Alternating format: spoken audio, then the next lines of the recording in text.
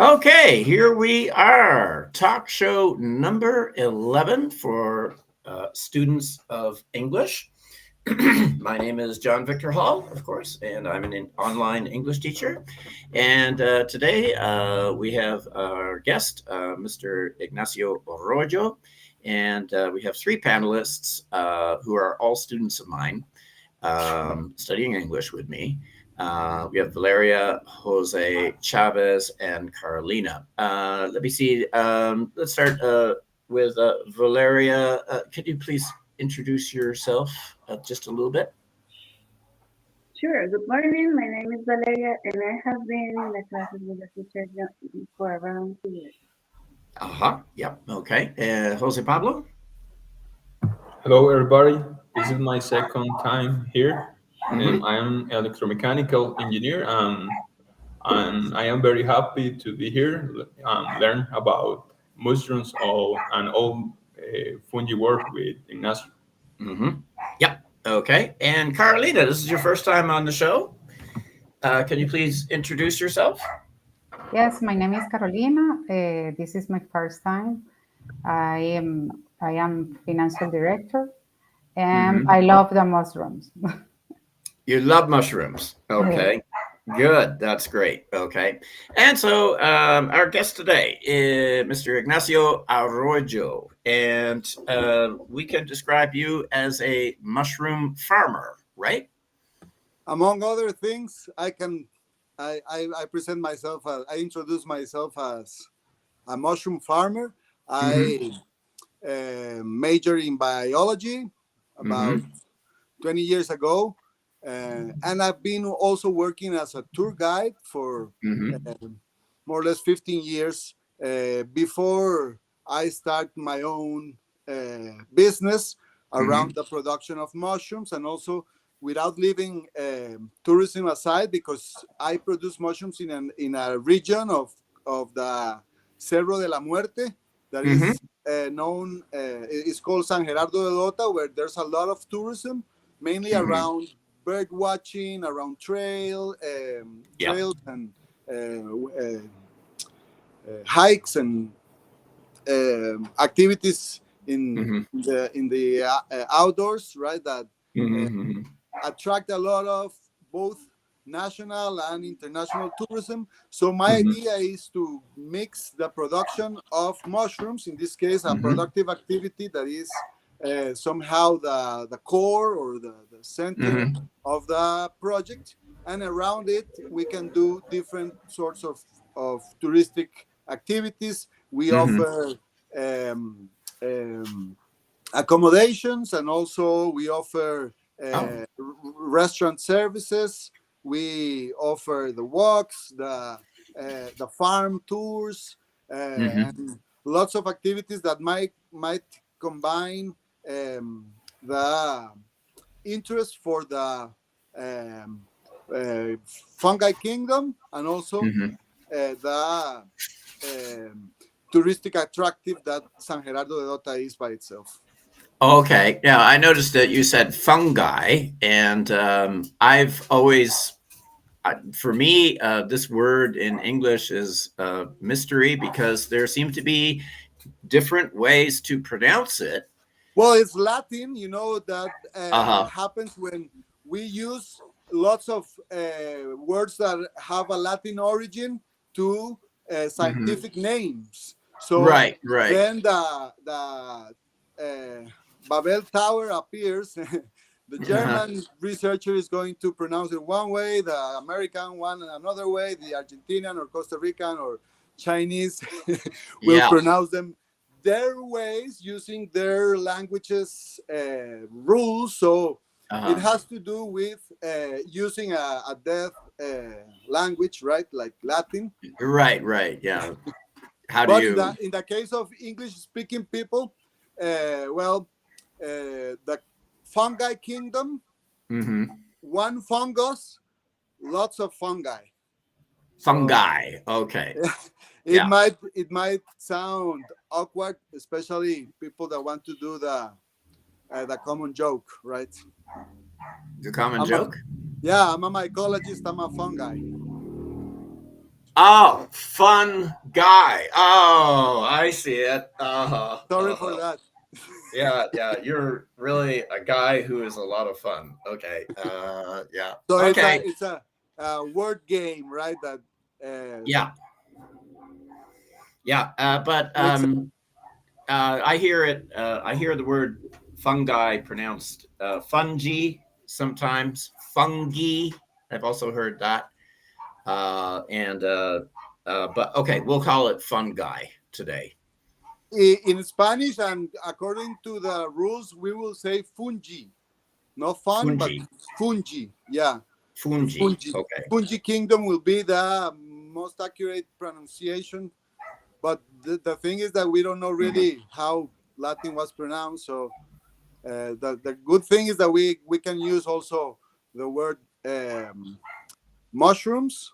Right. But it's interesting to know that in Costa Rica, or in Spanish, I mean, the word hongos will include not only mushrooms that are most of the times in English used for edible species, and that is Right.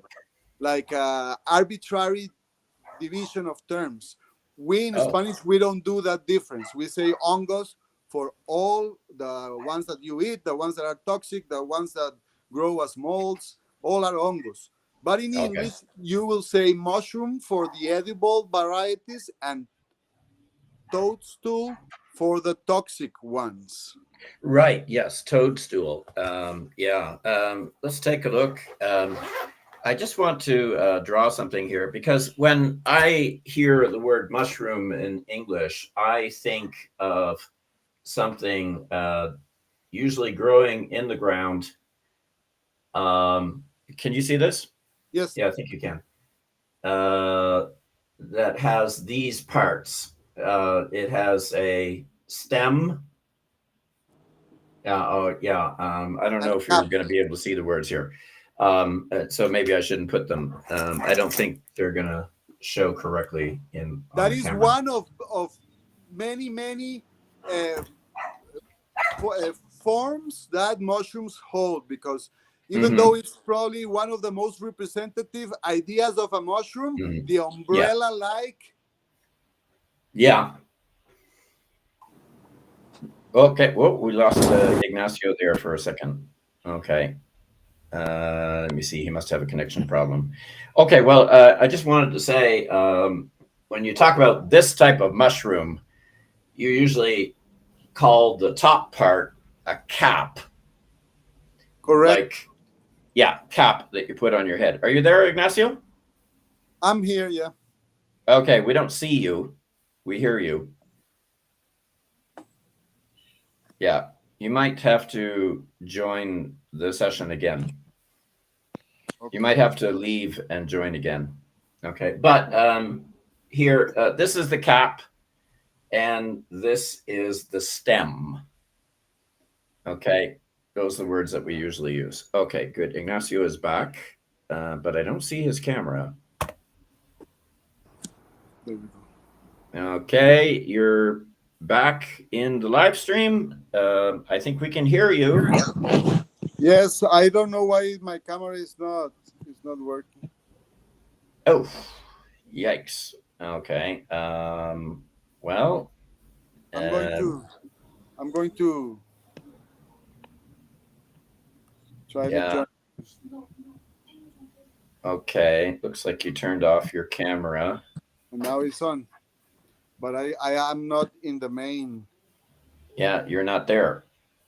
We don't see you. Okay. Well, if the camera doesn't work, we'll just have to continue without the camera. Okay. Yeah. You're not going to miss a lot. Right.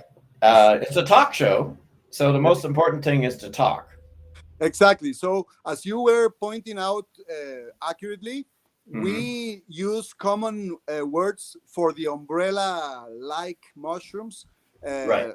like cap and Yes. foot, right? Foot. There are more technical terms. For example, we call the pileus the cap, and the stem is the foot. But really, it might be common to hear other terms like you mentioned one for the food is that is commonly used for plants, because one has to know that mushrooms were first studied under botany. We used to think not very long ago, like 4 or 5 decades ago, mushrooms were part of the plant kingdom. And then, yes, they were considered to be plants, right? For a long time, since the 19th century, when the first taxonomic studies start appearing. Taxonomy is the branch of biology that studies the classification of living organisms. Okay. So we first thought that mushrooms, since they were not mobile like animals, they don't move around, right? They were more like a vegetable, or more like a plant. And then with the advance of both microscopy and also genetic studies more recently, we now clearly understand that they are out of the plant kingdom. They are actually more close related to animals than they are to plants. Really? Yes, mushrooms don't produce their own sugars, their own nutrients like plants do. Okay. Starting from the sun rays, the sunlight, and using the chlorophyll they have in their cells, plants are capable of producing their own nutrients, their own food. So that's why we call them autotrophic. They produce their own food. On the other hand, animals and mushrooms need to find the food from the environment, and that make us consumers, not producers, right? Okay, so yeah, mushrooms don't produce chlorophyll. No, they don't produce chlorophyll. They are not able to photosynthesize. That is the process, the chemical process that occurs in the chloroplasts, where chlorophyll is found, and that gives the green coloration typical of plants, right? So with mushrooms, we will have an organism that is closer to animals than it is to plants. But the traditional studies place them in plant kingdom, because they find that by the characteristic of being not able to mobilize like animals, it was like a mistake, right? To think this was important enough to classify them as plants. The truth is that they belong to a separate kingdom, right? That it has also differences with animals in the sense that they don't have internal digestion like animals, but they have external digestion. How they intake their nutrients will differentiate mushrooms from animals, because as we know, animals need to put the food inside their organisms in order to get the nutrients. Mushrooms, on the other hand, they will grow where the nutrients are present in the environment. Yeah, but mushrooms grow on their food source. Exactly. They will grow on the substrate. That term is very important, because not all mushrooms use the same substrates. There are at least 3 diets of mushrooms. We will call them dietary strategies or nutritional strategies, right? There are 3 main ways mushrooms eat. The first will be the decomposers, those mushrooms that are eating the organic matter that is no longer alive. So they are very important because they recycle the nutrients in the environment, right? This is the case of most of cultivation mushrooms, right? Because cultivation mushrooms like the button mushroom, like shiitake mushrooms, like oyster mushrooms, those are all species of mushrooms that grow on decaying matter, organic matter, right? Yeah. Yeah. So I had just a minute here. I had an orange tree, growing in my property, Uh-huh. and it was not doing very well. It was not producing very much. It was not producing very many fruits. So we cut it down, but the roots remained in the ground, and the tree stopped growing. So earlier this year, I noticed in the area where the tree had been and where the roots were still in the ground, I noticed hundreds and hundreds of mushrooms coming up. So they were feeding on the dead wood in. Well, most of them probably they are decomposers, right? They are Right. organisms that will start taking advantage of fallen trees, dead animals, the leaves of the trees that accumulate in the Yep. ground, right? Mm-hmm. All those are great sources of food for mushrooms, right? So it's no Uh-huh. no surprise that when a tree is cut down, it will allow a lot of decomposers of what we call wood-loving mushrooms, right? Right. Will Okay. start popping out because they might find the ideal nutrients, right? Mm-hmm. Okay. But not all mushrooms are decomposers. It's very important to know that there are three strategies. One is the decomposing of organic matter.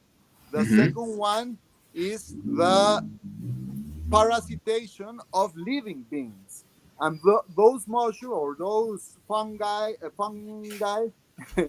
those fungi are very important for medical interests and also for agriculture because they Okay. might become disease for our crops, disease for our cattle animals, and even disease for ourselves directly, right? So this is a Okay. part of the fungi kingdom, right, that has a gained, of course, a bad name, right?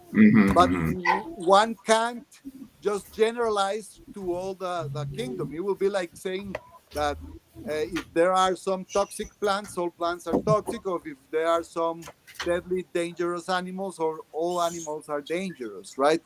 One Mm-hmm. has to be clear that mushrooms, depending on their strategy, they might affect or even they might have benefits for people, Mm-hmm. right?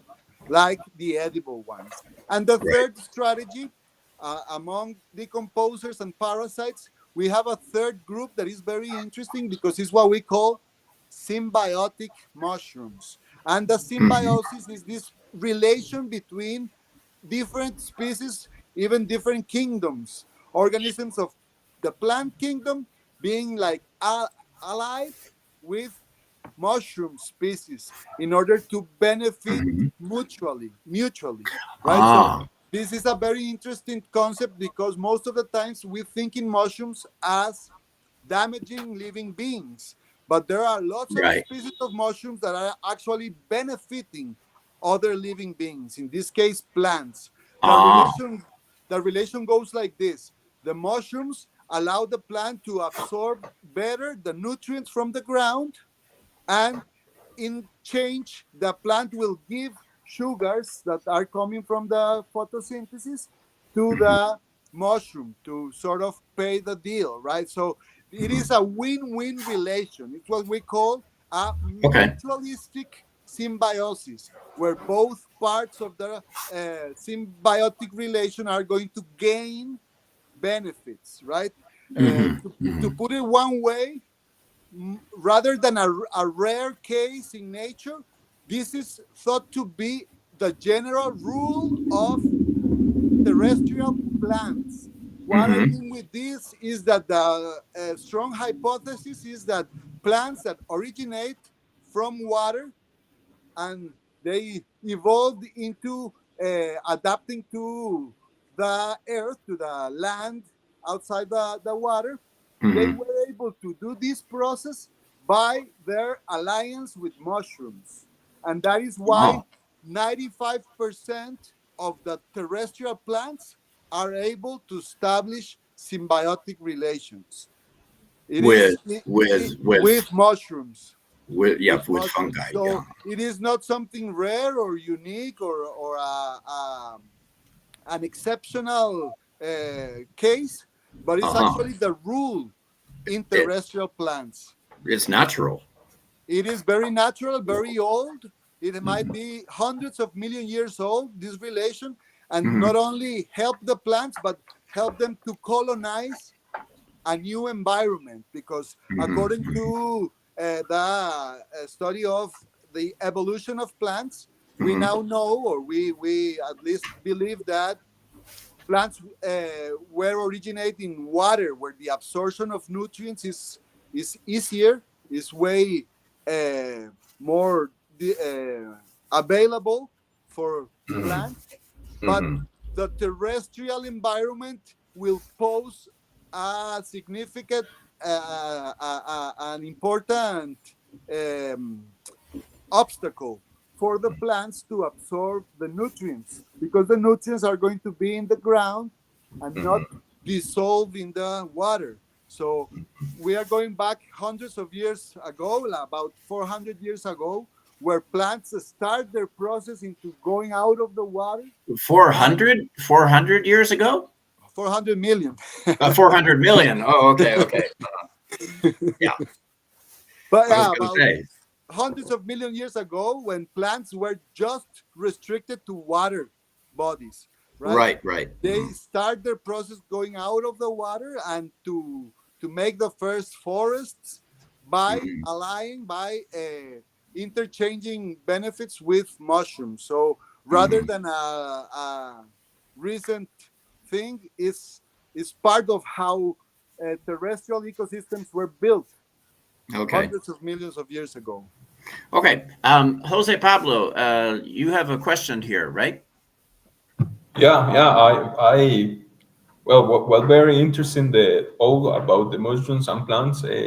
Ignacio's talk, but I am thinking about the carnivorous plants. They are a different kind of plants because they eat meat, right? What happened with this Well, group of plants? in this group of plants, very interesting, they haven't left the photosynthesis entirely, but they are they evolved to also get some nutrients from the traps they built to get the moving animals. You are right. You're pointing out the fact that evolution sometimes go in one direction and then returns, sort of speak, right? Because it means that there are plants that are losing the photosynthesis.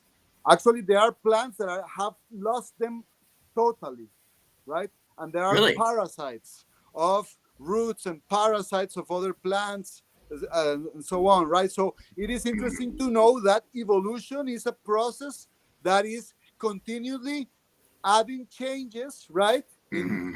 And we can't talk about nature as some steady, already unchanged world or reality, right? We might see that in thousands of years or millions of years. Well, we are not, but the theory will support the idea that organisms are still changing, right? So we are not going Right. back or staying in the same world, in natural world, right? The organisms, according to the evolution theory, right, they are accumulating mutations. Some mutations are going to be able to disappear if they're negative, or fix in the genes if they are positive, right?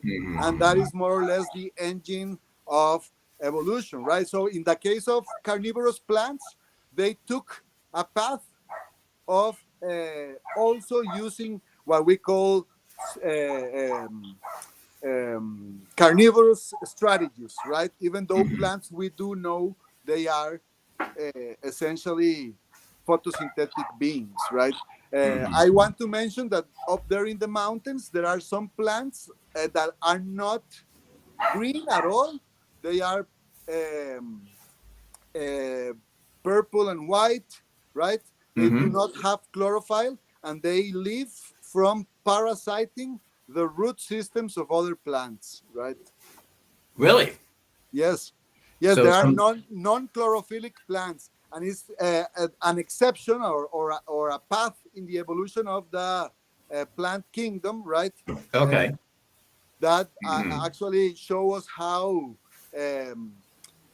life will continually change if we give the time, and Right, right. Uh-huh. and Yeah. that's the case. But going back to mushrooms, I don't know if somebody has another question. Yeah, do we any questions here, Carolina, Valeria? I would like to know how long does it take for the mushroom to grow? Well, it's very important to know that when you are farming or you are wanting to cultivate any organism, let's Hmm. talk about animals, plants, or mushrooms, any of them, you will need first to understand what they want, right? What are the conditions that they prefer to grow? In the case of mushrooms, there are two environmental factors or conditions that you have to give. These are a relatively high humidity, around 90% of relative humidity of the air, and a relatively low temperature.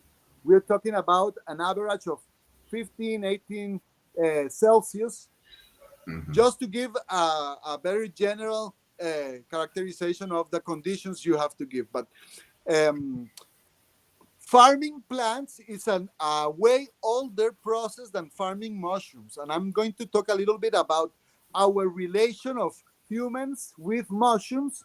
It might seem to be something that is late compared to the domestication of plants. And we can compare right now the humans have been growing plants for about 7 or 8 thousand years ago, according to different estimations. The process of domestication of animals even started way earlier, probably about 15, 17,000 years ago. But the domestication of mushrooms, at least written record of mushroom domestication, just start about 1,000 years ago. Just 10 centuries of people really solving out the cycle of the mushrooms, understanding the cycle in order to give those conditions for this organism to propagate, right? So Hmm. it is interesting to know why is that our understanding of mushrooms was kind of something that took longer, right? Ah. Uh, Hmm. Especially comparing it to plants and animals. And I have a clue on that answer, right? Remember that, of course, animals, that was the first to be domesticated, they are very similar to us, right? Well, we Hmm. are animals in technical terms, right? We belong to the animal kingdom, and Right. therefore you will see the father, the mother, and the reproduction and the new generation and Hmm. fathers and mothers and the characteristics of one and the other being combined, and also Hmm. we reproduce, and the human beings probably very early understand what was going on with the life cycle of animals, right? On the Hmm. other hand, plants took a little longer, but also you can see a seed growing a small plant that ends Right. up being a tree, and these trees produce fruit that have seeds. So solving the reproduction of plants was also something that was pretty much understood around 7 or 8 thousand years ago. But with Hmm. mushrooms, we have to include the fact that they have a phase of their cycle that is microscopic, Yeah. which means that it's not as evident, it's not as Wow. shown out there as probably the life cycles of plants and animals. So that certain part of the cycle where little spores germinate into what we call mycelium, that it's Hmm. actually a web of cells, living cells that are growing, as I was telling you, looking for the nutrients that they preferring the substrate, right? This phase probably wasn't really evident, wasn't really visible for common ancestors, right, of our ancestors, and therefore took a little longer to understand the life cycle. The moment you understand the life cycle of a being, you are able to grow it, right? You are able to cultivate it. So wasn't until some leñadores, how do you say, like lumbermen, Lumberjacks, lumberjacks, people, right? people who cut wood, People who people cut who wood people in who cut down Asia. trees. Right. Exactly. In Asia, they start noticing that this delicious mushroom, shiitake, was growing on the fallen trees, and one decide to bring the log to their houses and to start the process of propagating this mushroom, right? So they really solve out the conditions that these mushrooms needed. It was, as I was telling, high humidity, relatively low temperature for Costa Rica, at least, right? Because the shiitake mushroom was the first attempt of humans growing mushrooms, right? It is Aha. the first attempt of domesticating mushrooms. So as I was telling you, they brought the logs to their houses, to their communities, instead of leaving them in the forest. So they might Okay. take advantage of the several fruiting seasons in Right. the regions where this mushroom is original from, that is temperate regions of Asia, East Asia. We will have seasons, right? So only like one crop a year Okay. they might get, but in Costa Rica and in tropical regions in general, we can get up to 3 crops a year. Oh, really? Oh, wow. Yes, because conditions never freeze, right? Like in Well, yeah. temperate regions.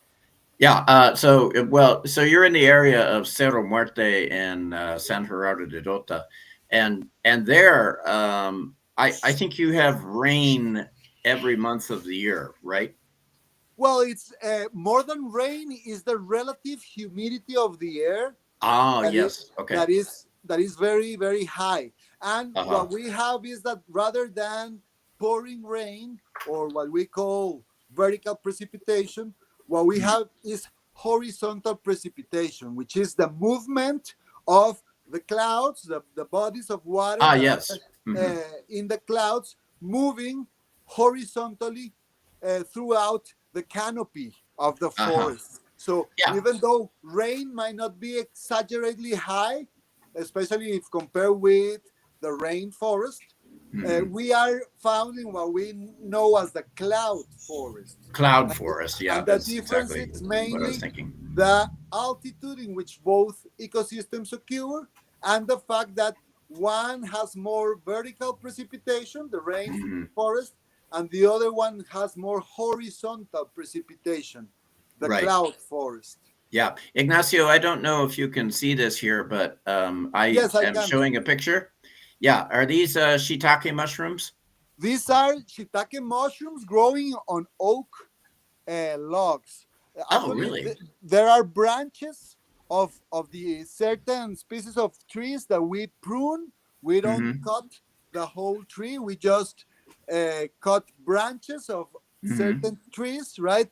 Allowing them to regenerate. So this activity is considered to be uh, allowing the regeneration of the forest, right? Because we just prune or harvest the branches of the trails, of the side, of the roadsides, as well as wood that might fall naturally in the forest. Oh, really? Okay. Yeah, but then cut into these 80 centimeter long portions in which we inoculate the mushroom. So in this picture, you can see from a far distance how small buttons of the shiitake mushrooms are starting to pop from that natural substrate, because we have to clarify that there are two main ways of producing mushrooms.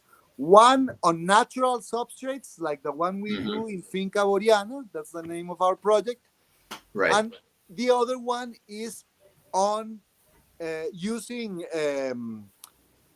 prepared substrates that are the famous bags, where you can see a plastic bag that is filled with a certain substrate that might be organic matter coming from agro-industrial waste, or just grass, or even sawdust. Lots of different substrates where the farmer will sort of imitate the natural substrate, right?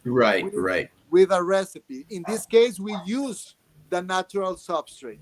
So those two techniques are very different in lots of senses. For example, we can mention the financial advantage of the production in prepared substrate, because cycles are shorter.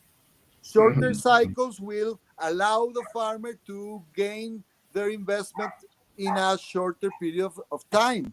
And for agriculture, that is positive, right? Oh, yes, yes. I know in Canada, there are some people that grow mushrooms in their basements. Now, the basement, most Costa Rican houses don't have a basement, but the basement is the part that is under the ground. It will be a pool in Costa Rica. It would be a pool, yeah. You don't have basements in Costa Rica because they would probably fill with water during the rainy season. Yeah, and yeah, it would be a pool. But yeah, in Canada, we don't have that problem. So we have basements, which are under the ground, actually. Traditionally, those basements were also used to ferment drinks, cheese.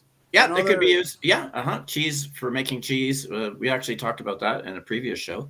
And that is actually a way of cultivating mushrooms, by the way, too.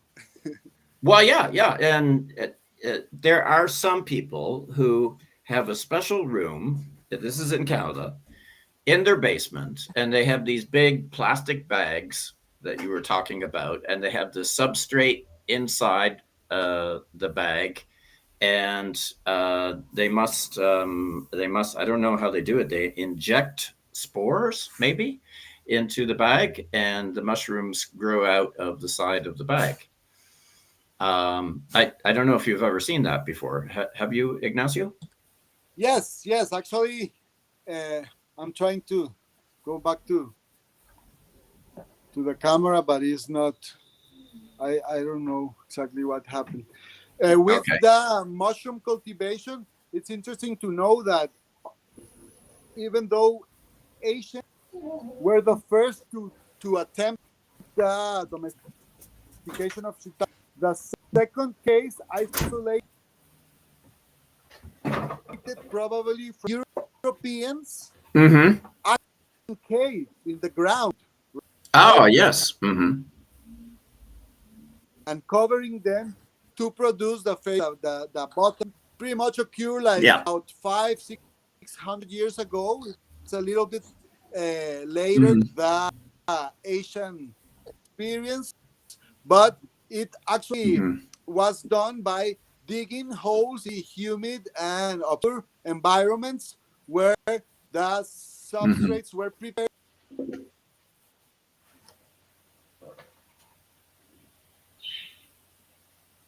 Did we lose Ignacio?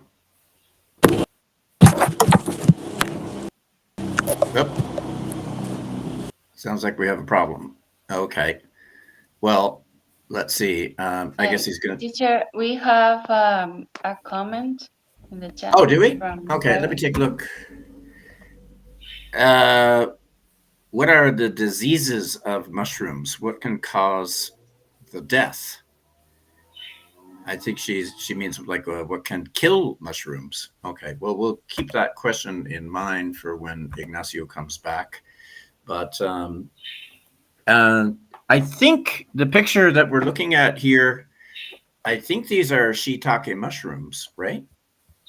Does anybody know?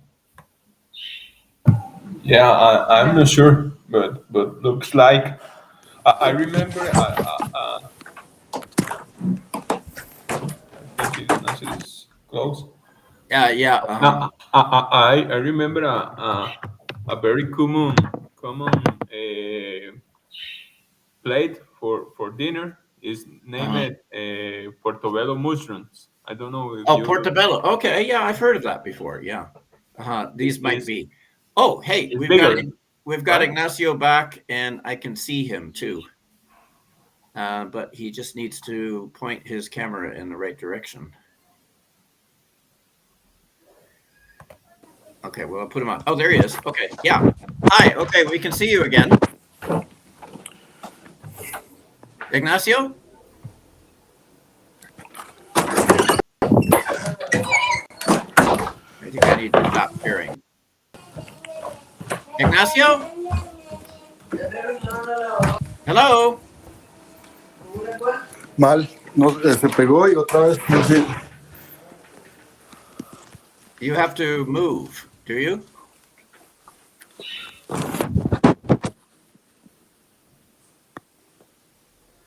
Okay.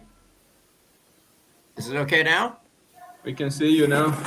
We can see you. I don't think he hears us. Hello? We can see you. We can hear you. Can you hear us? No, he's not hearing us.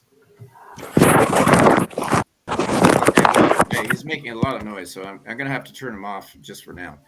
But let's see. Let's continue with the pictures. Okay, let me see. There we are. Yeah, let's take a look. Okay, so these would be the shiitake mushrooms.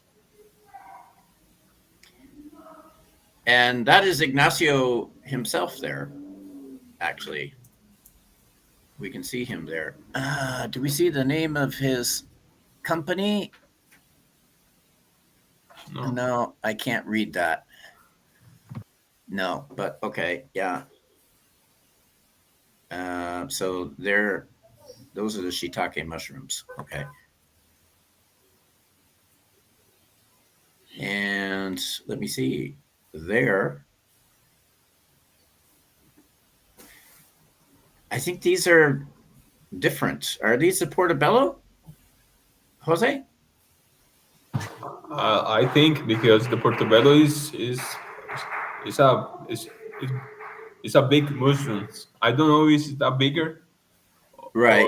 or the biggest of all, but it's Uh-huh. yeah. Actually, you eat some portobello mushrooms and you don't need eat more because it's enough. Okay. I was thinking previously about the broccoli, right? Because if you look, the broccoli is very similar or Uh-huh. looks like a mushrooms. They have a cap or Hello. umbrella. Hello. Hello, Yeah, can you hear us? We can hear Hola, you. hola. we can hear you. Hello. Hello. Okay. Yeah, we can hear you. We can see you. But he apparently can't hear us. Okay. Well, Hola. yeah, Hello, we're hello. here. We're here. We hear you. We see you, but you don't hear us. Yeah, where are you? Okay, he's gone out again. Okay. Let me see. Let me go to the window here. I guess we'll take a look at some other pictures. Okay. That must be the portobello. I thought I knew what shiitake mushrooms look like, but maybe I'm wrong. I'm not sure what these are. Okay. Well, okay. Ignacio is back and he's not moving around. So let's try to connect him again. Hello? Hello, Ignacio? Okay, we can see him and we can hear him, but he cannot hear us. Let me stop sharing. Don't know if that makes any difference. Hello, Ignacio.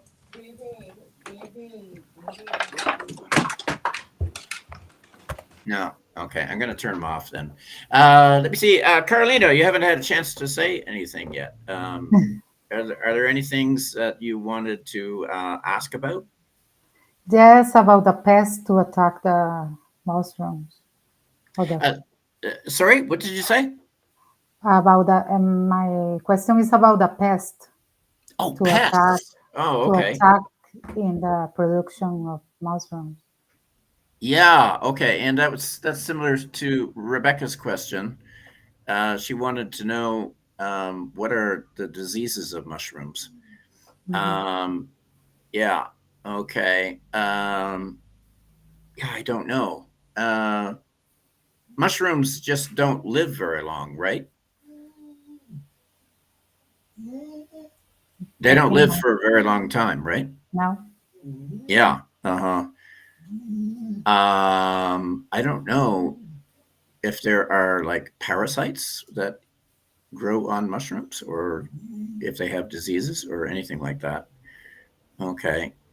Yes, but my question is if they use pesticides to attack something or I am not sure, but I don't think. I think one of the most dangerous conditions for the mushrooms are the temperature, because if the temperature goes up, the mushrooms die. style. Yeah, Yeah, or if the conditions become dry, yeah. or also when there's no food source anymore, when the substrate is gone. Hello, Ignacio. I'm sorry, my friends. Really, really sorry for the inconvenience, technical Okay, inconvenience. can you hear But us again? I can hear you again. Yeah. Okay, yeah, because we were seeing you and hearing you, but you were not hearing us. Oh, I'm sorry for So that. okay, Now, well, Don't worry, we got Ignacio. you you. know how We I got you course in back. Spanish. Yeah. Okay. Let me see. I was showing pictures here. So let's take a look at the pictures. Yes. With that, I catch up with the last part of Jose commenting on the condition. That's very important.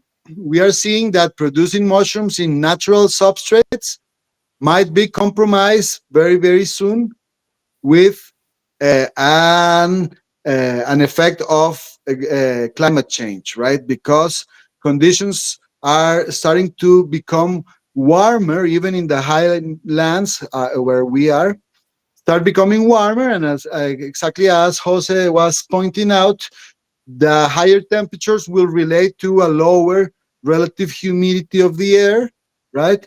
And therefore, the conditions for mushrooms might not be ideal or close to optimal as they are today. Ignacio, in the bags that you have uh, that you produce is what kind of mushroom Here we is? are. It's only shiitake mushroom is the Asian champion. We will say most consumed mushroom in Asia. But the truth is that it might be the most consumed mushroom of the world after button mushrooms that are actually very um, worldwide produced. And it's a mushroom that has its origin in Europe, as I was saying before the problems. We now know about 30 species of mushrooms commercially cultivated. If we compare that with the amount of plants and animals, of course, again, there's a really clear um, indication that mushroom cultivation is way less developed, less understood, and less common than plant and animal cultivation, right? But this doesn't mean that human beings were not feeding on mush from the wild. And I want to point out that even cultivation is something recent and relatively new. The truth is that eating mushrooms has been part of a human being's diet for thousands of years. Around 13,000 years old is the oldest record, but we are pretty much sure we have been eating mushrooms for way longer, right? Even before human beings were human beings, right? Our looking for sources of food, and there's a phenomenon happening when human beings start settling in mountains, in highlands. Other sources of food like fish, agriculture, recollection, hunting and gathering start scarcing, start being less abundant. On the other hand, mushrooms that are macroscopic are more diverse and abundant in the highlands. So as people start in highlands, they no longer found sources of food and start finding diversity and abundance of mushrooms. So that's why the native groups of the highlands are the ones that show more knowledge, use, and appreciation for edible mushrooms. And this is called mycophilia. Yeah. Okay. I got the pictures back again, and the picture that we have here, is this a shiitake or is that it is a shiitake mushroom? I already saw the other picture where right, where you can see the branches, but in this case, this close up of the shiitake cap, right? That upper part of the mushroom that we call the cap, you can see the characteristics of high quality mushroom. Japanese call this shiitake the donko, because donko means something around a flower, a white flower, because this pattern of like cracks, I don't know how to describe them accurately, right? These the cracks, lines, fisuras or cracks in the of the mushrooms are actually a highly desirable characteristic because it's related with the thickness of the cap. The thicker the cap, the better the quality of the mushroom. Yeah. Okay. And here we have this. Here you can see me picking up some mushrooms in the branches. You can see that the branches vary on size, right? But the thing with the size of the branch is that if it is very big, very heavy, it will be hard circulating this branch in the production. And it is important to know that branches will have a lifespan, depending on their treatment and their conditions, of 5 to 8 years. So it means that this branch produces food in the medium long term, right? On the other hand, the production of mushrooms using prepared substrate just lasts like 1 year, right? So that's a very important when we are comparing the two techniques, even though we said that the cycles are shorter in the substrate, the truth is that with this technique, you are producing food for years. The other technique, you take your harvest and you start from zero again, right? Sure. So from a sustainable point of view, this technique has more to do with like food security, right? Because it means that we're producing the food we are going to eat for 3, 4, 5 years. On the other hand, the short cycles will produce food for immediate production, and then that is why we consider this technique to be more sustainable, right? Because it has a lower energy take. Okay. Than produce them in bags where you have sterilized the bag, and that has like an energy input that is very high. This we will say it's a technique cultivation. Right. We had a couple of questions about diseases of mushrooms. Do they suffer from diseases? and what kind? Mhm. Yes, well, the production of edible mushrooms, not only shiitake, but also bottom mushrooms, can be affected several diseases, and we will group them in two. The ones that are competitors, which means that they are in the substrate, and the one that are technically diseases that they are eating or feeding on the mushrooms directly, their mycelium, their fruiting bodies, and so on. Competitors, on one hand, are easier to manage. They are less damaging for the crop Well, than you can probably just predators. remove them, right? Can Yes, you it's just easier remove to them? remove them from the conditions, but the truth is that competitors can all out of control if not treated, right, and damage the crops. But diseases will certainly damage certain crop part, or certain portion of the crop, because they will be affecting that development of my mushroom, right? So we can mention in the group of competitors other fungi, right? Other fungi that are wood lovers, so they are going to be competing with my shiitake, but also bacteria can be a competitor, right? And even some beetles lay their larvae in the wood. This larvae Some will virus? some beetles, Beetles. Oh, beetles. beetles, Okay. I gotcha. Yep. beetles. Uh-huh. Some beetles will leave their larvae in the wood, eating the wood.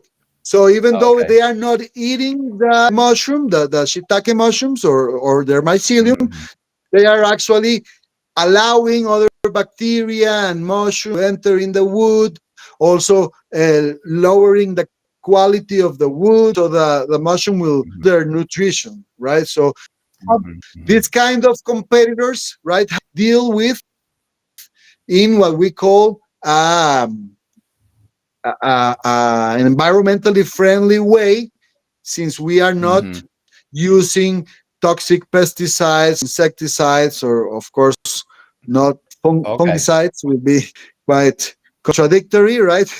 But the truth is that we don't use these toxic substances in the sense that we want to produce ecological, eco-friendly product, right? And therefore, it makes us forced to be more preventive, treating the presence of the disease. Right. In this prevention, since the day one, is very important not to expose the logs to the outdoor rain, to the direct sunlight, to other diseased logs, and so on. Since the very beginning, we have to take a lot of care of our logs for them not to catch competitors. And on the other hand, with that disease, that we can divide the disease in two: is the disease of the mycelium and the predation of the fruiting bodies, or the mushrooms themselves, right? Both are very negative because both are going to affect our production.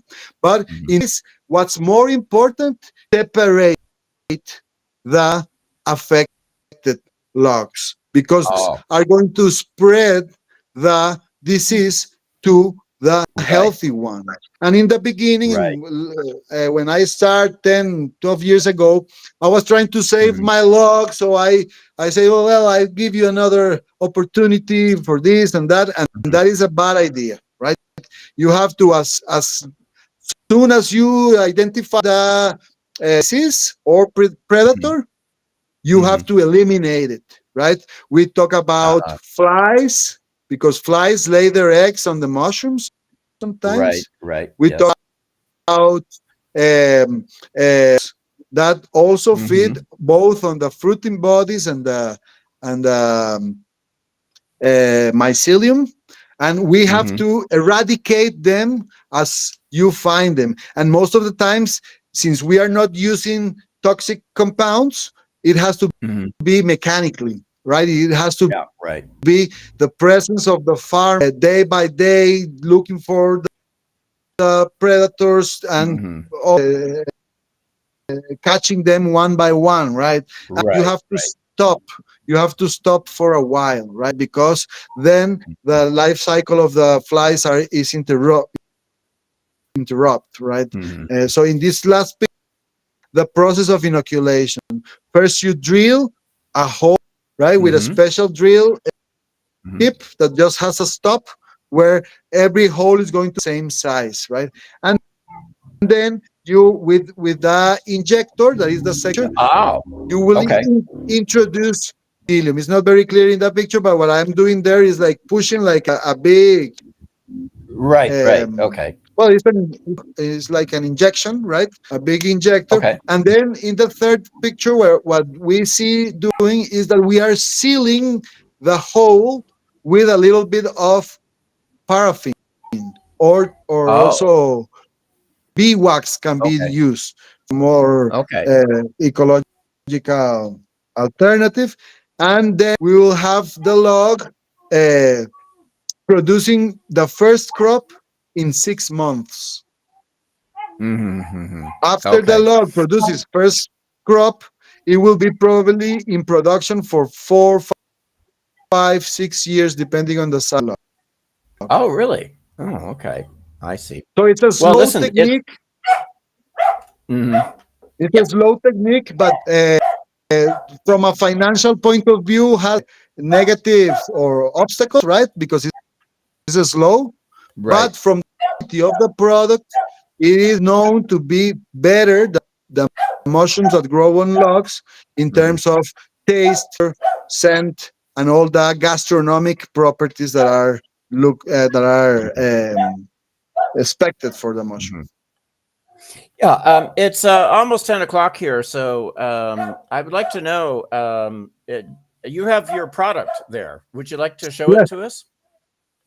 yes. In this case, it's the dry product. You can see it has a little window there to see the mushrooms, but we Hmm. both sell the dry mushrooms that gastronomic point of view, they Hmm. concentrate the taste, but they don't Hmm. have the same volume. Therefore, they don't have the same texture of the fresh produce, right? So, what they Oh, say okay. is that in order to preserve them, the best way is to have them dried, right? This is the Oh, logo, okay. and Okay. then you see the Hmm. mushrooms. You have to rehydrate these mushrooms. It can be in a soup or in a sauce or just in water Oh. for a few hours, and then use them as a Hmm. fresh mushroom.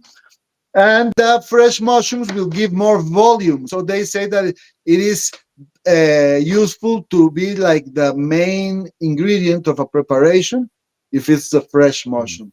But to get Hmm. the taste of the shiitake, it will be the dry mushroom the best option. So one is the volume or texture, and one Hmm. is the taste and scent, right? Hmm. And Hmm. this is one of the characteristics that is more appreciated in shiitake Hmm. mushrooms, what Japanese call the umami. Is a word that, even though we don't have an exact translation in Spanish or in English, Hmm. even, it can be similar to the concept of savory. Savory, Savory. right? Having a good Savory. taste. Savory most of the times is related to a lot of ingredients, but in this case, umami is found both in shiitake, for example, and in the famous ajinomoto that we use in Oriental gastronomy a lot, Oh yeah, or okay. even Ahinamoto. That uh, what is that? glutamate. It has a glutamate. It has a bad fame. Monosodium. Yeah, monosodium glutamate. Yeah. It has a bad Or fame, it's but also. it ends up being somehow debatable, right? If it's really Right. that bad as it's been presented since decades ago in the United States. But the truth is that it has been part of Asian cuisine for Hmm. centuries, right? Hmm. And you can also find umami from others that are not glutamate. You can find it in some algae, some fish. We can say even that very good mature cheeses are Parmesan cheese is a Western umami. Okay. Mm-hmm. And the I see. umami of shiitake is known to be soft, but very persistent. So it will be changing, excuse me, be changing in your, as you try it, it will be changing the complexity of tastes. So that is why we call shiitake a taste enhancer. Oh, okay. It makes other things taste better. Exactly. Right. Uh-huh. Yeah. Okay. Well, let's see. Does anybody have any questions here? Ignacio, do you export all the production?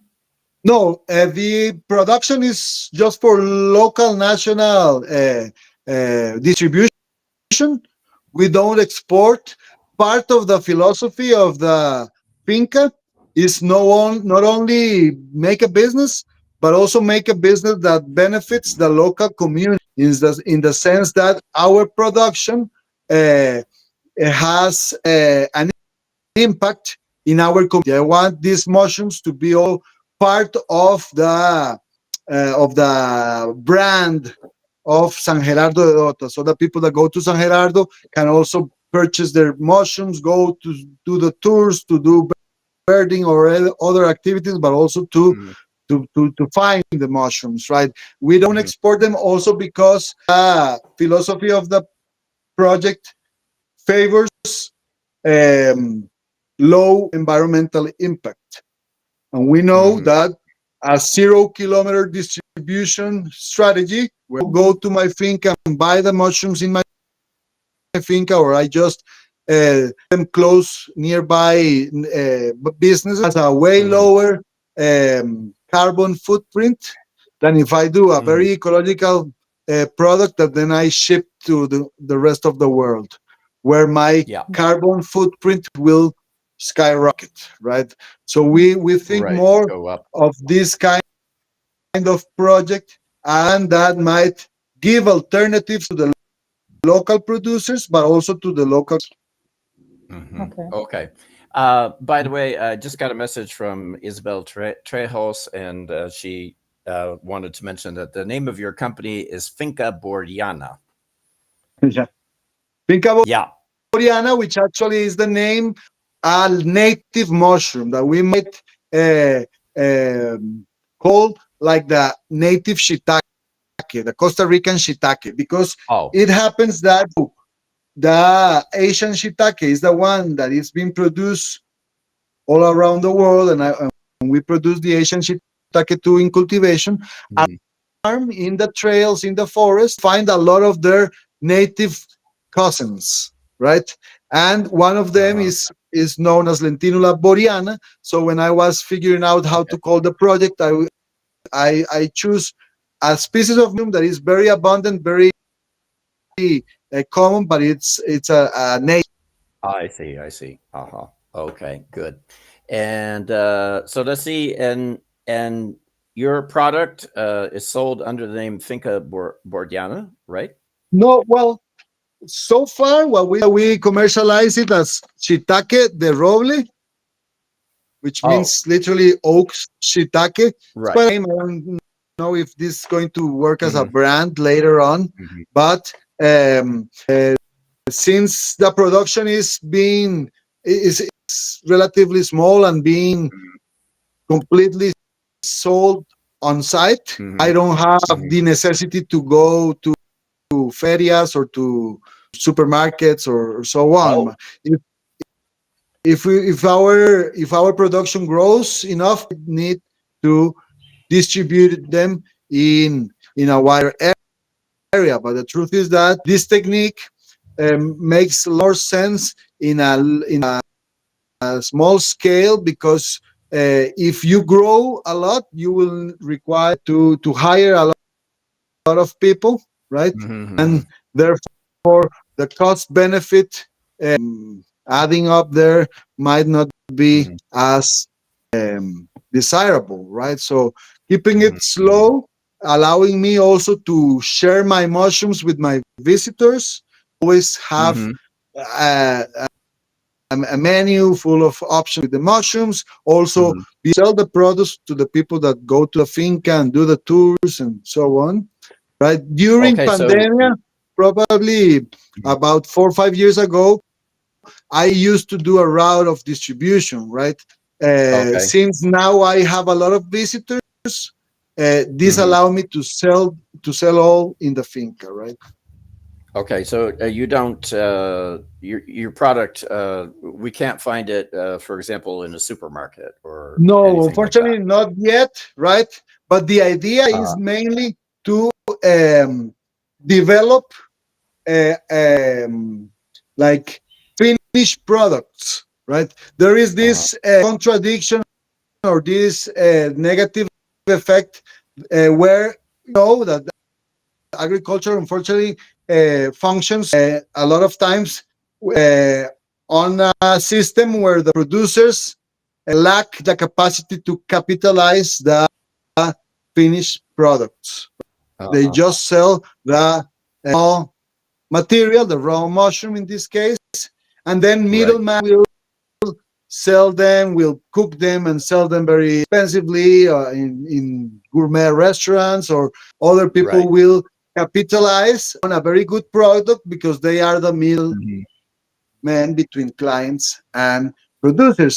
Mhm. As if producers are able to skip the middleman, right, and be able Mhm. to connect directly with the client, probably there's Mhm. going to be a better income for the producer, right? But that is Right, very right. difficult because most of the times farmers are going to be very busy, very full of duties, and not necessarily able to Right. capitalize Right. the finished product, right? So my idea is to start capitalizing on my finished products, and now we are not only drying and selling them like this, but also we're doing extracts that serve as dietary supplements. We are Mhm. also preparing different recipes in our restaurant, right, for people to Mhm. try shiitake pizza, shiitake lasagna, fish with shiitake sauce, Mhm. shiitake rice, ramen, and so Mhm. on. And also, we are looking forward to develop a shiitake brand as well as Mhm. shiitake ice Liquor. cream, liquor. Yeah, Really? Oh. yeah. Okay. So the idea One is, more as I was question. saying, just to finish, the idea is to able also to gain from the um, already processed Mhm. shiitake, Mhm. right? Mhm. And the raw product. But in a Mhm. country that we recognize has a very young and very undeveloped Mhm. mushroom, right? Mhm. We Mhm. first have to start some sort of client education. It might sound Right. a little bit weird, but we teach the potential clients how to take more advantage, how to preserve them, how to cook them, and how to serve Mhm. them in order to really appreciate the product. Because in our culture, we know it is not something traditional, it is not something, yeah. Right. Right. Do you have gourmet chefs who come to your farm to buy your products? Yes, this phenomena where most of the time the ones that appreciate better the product, but Mhm. they buy them to themselves, not to sell them in the restaurants, because Oh, yeah, it yeah. might Mhm. not fit exactly the work on. It might be it is indeed more expensive than any other mushroom market. So Right. some people will value it a lot, but can't really use them in their business because people do not give still Mhm. the the quality, right, of the product. So Mhm. If we say that our of shiitake mushroom can be twice as expensive as the button mushroom, people without Mhm. knowledge might think that it doesn't right, and even for middlemen will be hard really to make a gain on Right, on right. on having them. But more and more chefs of the restaurants in that San Gerardo area are including them in their menu, and this is positive Mhm. because it means that it is passing from just being a delicacy or something that is very exclusive or unique, or very rare, Mhm. to including them somehow in a regular menu and also in the um, vegetarian alternatives, and also Mhm. why not also to popularize the Oriental cuisine. Mhm. Yeah. Okay. Well, I think we should stop here because we're well over an hour. And I'm sure we could keep on talking here, and it could go for 2 hours, I think. But yeah, we usually just don't go more than an hour. So, Perfect. yeah, well, that is very interesting. And thank you for coming on the show and talking to us about your shiitake mushrooms and showing us the pictures and telling us about them. And yeah, thank you Thank very you, much. John. Thank you, John, Yep. and thank you also for their questions and interest. And if you happen to be in the area of San Gerardo, look for Finca Boreana, come visit. I will be very happy to show you the whole project in more detail, as well Hmm. as to offer you the different services we have. Oriana, you can find us in Instagram, in Facebook, Boryana, Boriana. Aha. Right. Yes, exactly. Okay. Great. Okay. Well, that is it then for today. Thank you very much, everyone. And we'll be back here again next Saturday with a new show and a different guest. Okay. Bye. Yep. Okay then. Thank Bye. you. Bye Bye. bye.